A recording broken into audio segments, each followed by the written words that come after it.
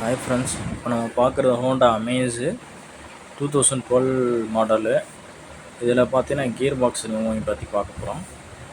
இதில் ஃபஸ்ட்டு மேலே இருக்க அந்த போல்ட் எங்கே இருக்குன்னு சொல்லி காமிக்கிறேன். 17 mm போல்ட்டு வரும். இதில் இங்கே ஒரு போல்ட்டு கழட்டணும்.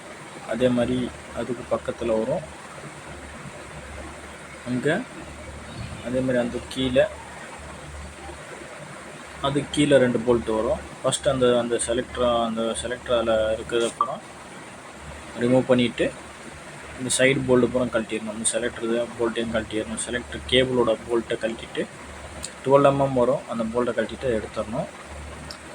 அடுத்து பார்த்திங்கன்னா கீழே ட்ரைவ் ஷாஃப்ட்டு கழட்டணும். இதுதான் ட்ரைவ் ஷாஃப்ட் இருக்க ஹோலு, அதுலேருந்து தான் வரும்.